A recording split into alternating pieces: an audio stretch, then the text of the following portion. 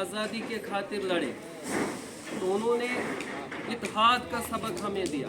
जब मैं कश्मीर यूनिवर्सिटी में था, अल्लामा इकबाल लाइब्रेरी में ही मुझे एक बुक पढ़ने का शरफ़ हासिल हुआ। मैंने एक किताब पढ़ी, अल्लामा इकबाल और कश्मीर, क्योंकि मुझे बड़ा शौक़ था। मैंने सुना था कि कहीं वो कश्मीर से ही उनका ख़ानदान था, तो मुझे वो बुक नहीं मिल रही। अल्लामा इकबाल लाइब्रेरी में मुझे बुक मिली।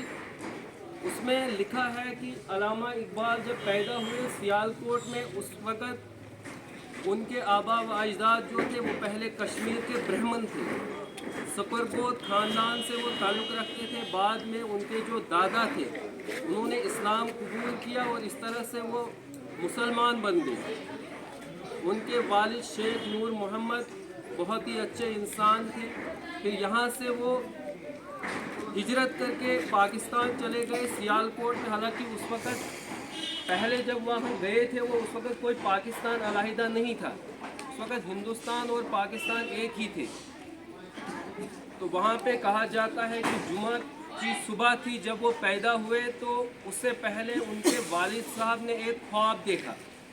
ख्वाब में देखा उन्होंने एक खूबसूरत परिंदा ऊपर से उड़ रहा है और वो बहुत सारे लोग उसे झपटने की कोशिश करते हैं। हर एक चाहता है कि मैं उसे ही पकड़ूं, हर एक चाहता है मेरे ही कब्ज़े में ये खूबसूरत परिंदा आए। और अचानक कहता है, उसके बाप का ये कहना है अल्लामा इकबाल के, कि आखिरकार वो परिंदा आकर मेरी गोद में गिरा। ये ख्वाब वो सुना रहे हैं किसी आलिम को।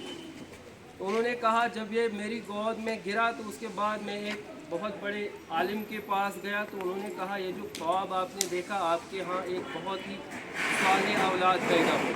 उन्होंने कहा उसके बाद ही कुछ ही महीनों के बाद अल्लामा इकबाल की वलादत हुई, वो पैदा हुई। तो उन्होंने अपनी इब्तदाई तालीम लाहौर, सियालकोट वगैरह जो आज पाकिस्तान के ज़ेर कब्ज़ा आता है वहाँ पे हासिल की। बाद में वो जर्मनी में मज़ीद तालीम के लिए चले गए। और सबसे अच्छी बात ये है कि उन्होंने मगरिब को अच्छी तरह पढ़ा।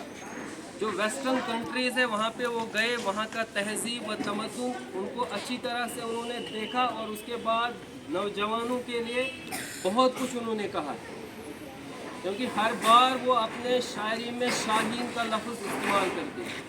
इसलिए करते हैं क्योंकि शाहीन एक ऐसा परिंदा है जो कभी मुर्दा शिकार नहीं करता। मुर्दा जो होगा कोई चीज़ उसको वो नहीं खाता है, बल्कि वो ज़िंदा शिकार करता है। वो आसमान से आकर जानवर को मारता नहीं बल्कि ज़िंदा ही पकड़ लेता है, फिर उसका शिकार वो करता है। तो उन्होंने बच्चों को भी बहुत जगह शाहीन का लफ्ज़ बच्चों के लिए इस्तेमाल किया कि बच्चे शाहीन की तरह होते हैं, उनकी परवाज़ शाहीन की तरह होती है।